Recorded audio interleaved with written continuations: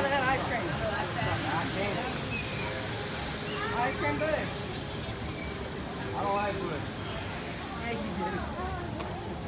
This is really cool.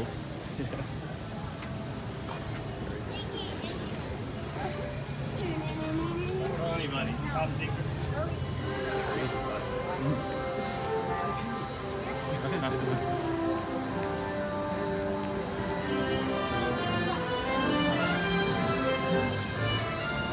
That's crazy.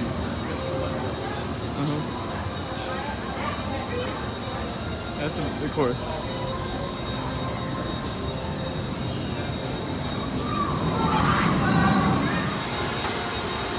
The transfer track is amazing to operate.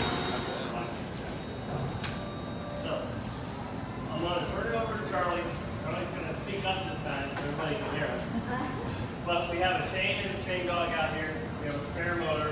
We got a couple different styles of wheels that this train has. We have a brake cylinder here and a chassis pin motor on the other side. And we'll show you how it operates before you get upstairs. Then you can see the operation upstairs. Pretty neat. So, Charlie, let's start off with the chain down there. Alright, so this is a section of chain that we got on display for you guys. You guys can go on that side too if you want. Two components right here on this axle. One is the chain dog and the other is the anti-roll tab. One engages into a ratchet system, and this is stuff you see. Let's talk about some of the wheels. Over here we got two different types of wheels you guys can look at. You can touch them if you want. They're different materials. There's a hardened nylon and a soft urethane. We use different wheels in different locations on the coaster to vary the speed and affect the ride. The weather here can vary quite a lot with the ambient temperature, so to keep the coasters running at a consistent speed, we can speed the coasters up by adding the hardened nylon wheels or removing them and replacing them with the softer urethane wheels, which allows us to slow it down to keep a consistent engagement and speed throughout the ride. They haven't gone upstairs yet, right? You'll see when you go upstairs, if you look up on top of the coaster, we actually have these on the lower and the upper part of the running rail. And basically the upstop wheels and the load wheels on the train are the same because of how heavy and the forces that are exerted onto the wheels. Most of the other coasters, if you look at, you have a smaller wheel and a larger wheel, and your larger wheel takes the majority of the force that's exhibited on it. This one's a little bit different. So this is a much larger, much heavier train. Change the material seasonally? As the weather. As the weather changes. If we got a cold front tomorrow, we'd be changing them. How long does it take to swap out the wheels? It's not a terribly long process. There's a cap that's on the end of the wheels. We'll pull that off. Then this axle pin comes out, and it's fairly straightforward. You can look on the right-hand side of this, and you'll see there's 3 cap head Allen bolts that come out and pull the wheel up, put the new one in. So. We're doing a train about 45 minutes to an hour up there working, because you're working. You'll see there's 3 levels on this particular train.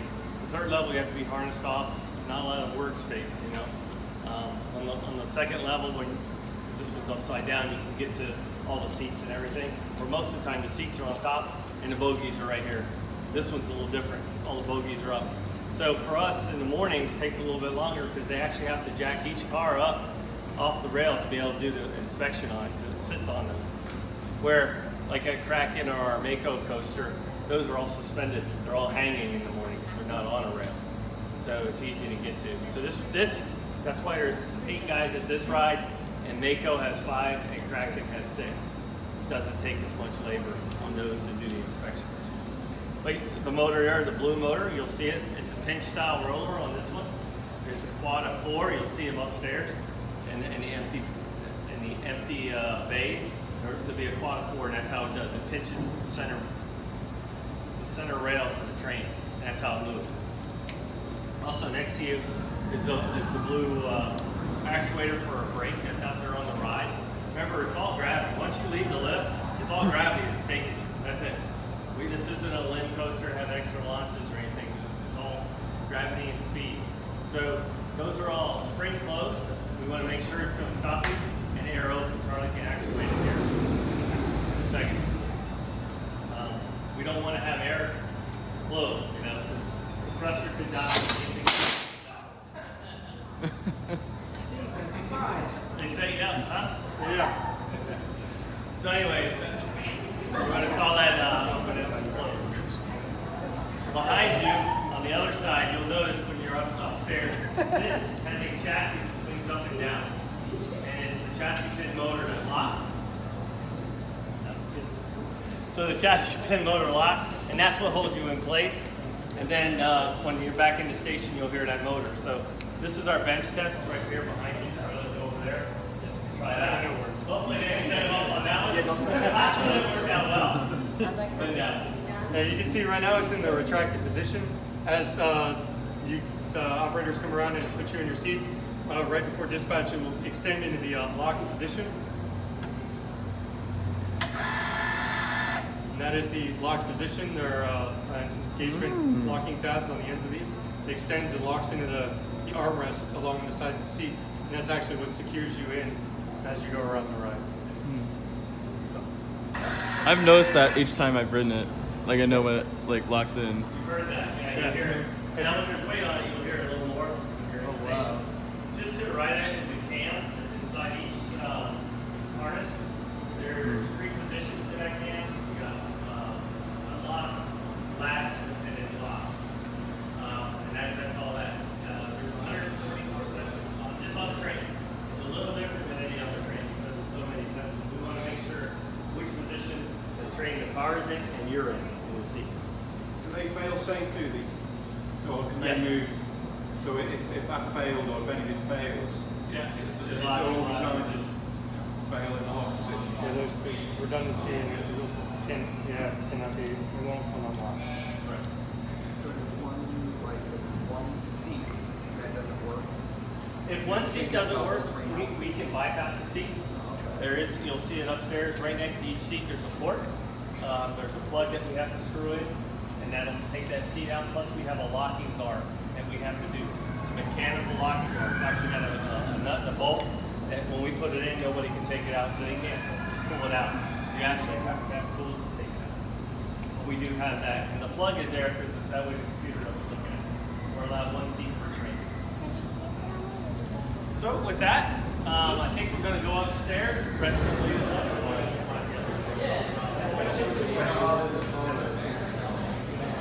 That was the smoothest ride I've ever done. We actually have that here. Honestly.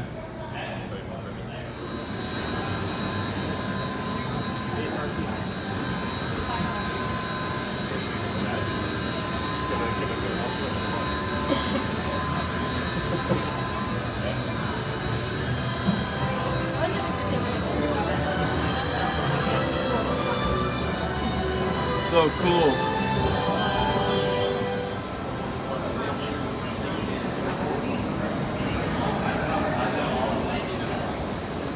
When was the track light blue?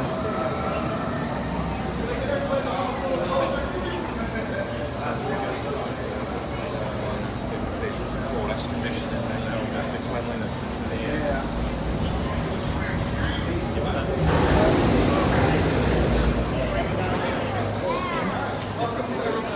Manta maintenance bay, otherwise known as the sweat box.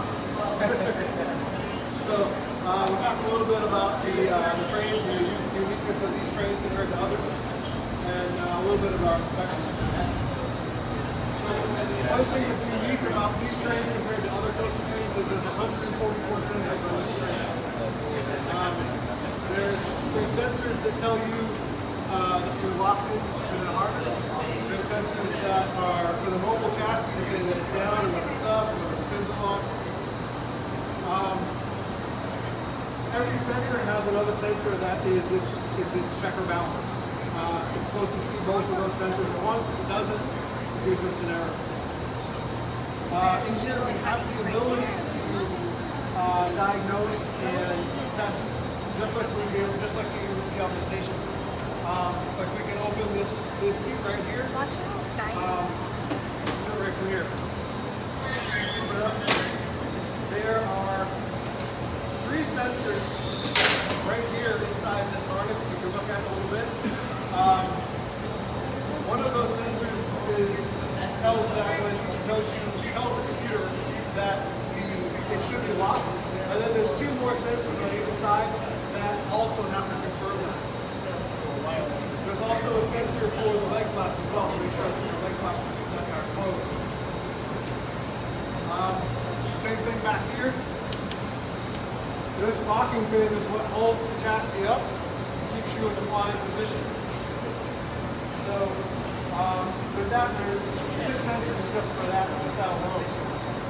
So they can run back and forth. We can listen, make sure there's no problems with it. Or like I said, try to diagnose if we're having a problem. As you can see back here, there's a lot of electronics associated with this. Come on here, folks. Go over there or stay? Alright, let him go.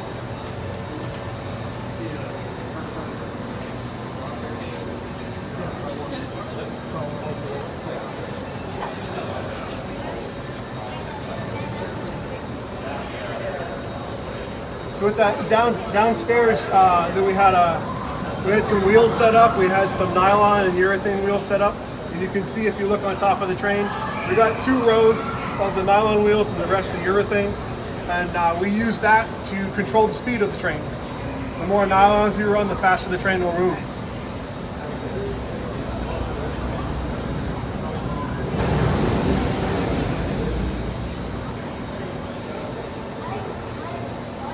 Everybody wants to move over here.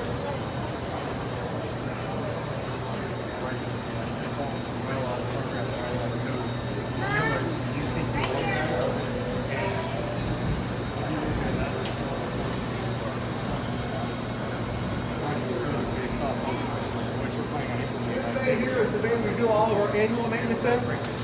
Every year, each train gets taken apart, torn down, bare bones.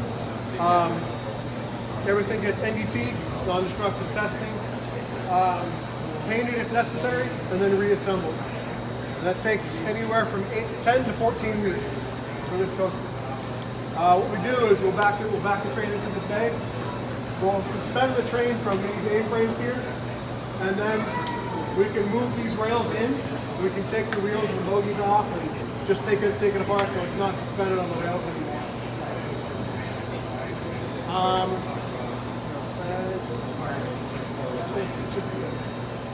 If you guys have any questions, you can ask questions. Now look around.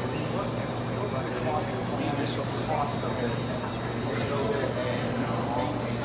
That I do not know.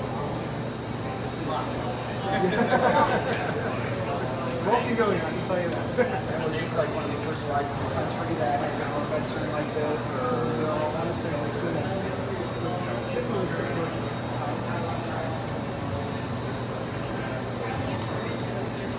Great.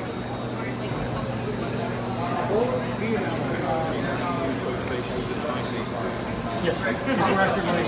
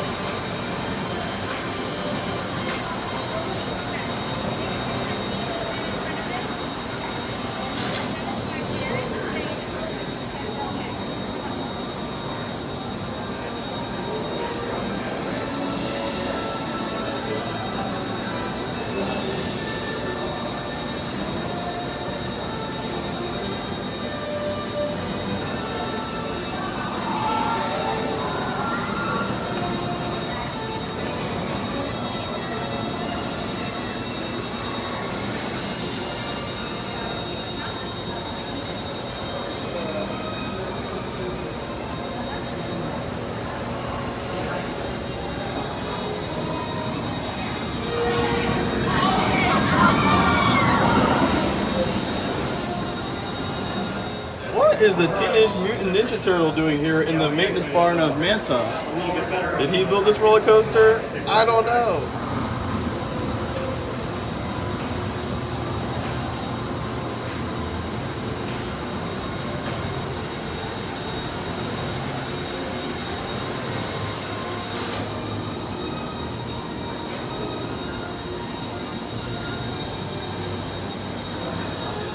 That was the backstage tour for Manta.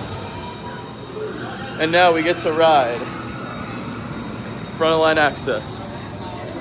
Hope you guys enjoyed the video. Don't forget to like, comment, subscribe. Also don't forget to check out the social media link, which will be in the description below. Have a theme-tacular day.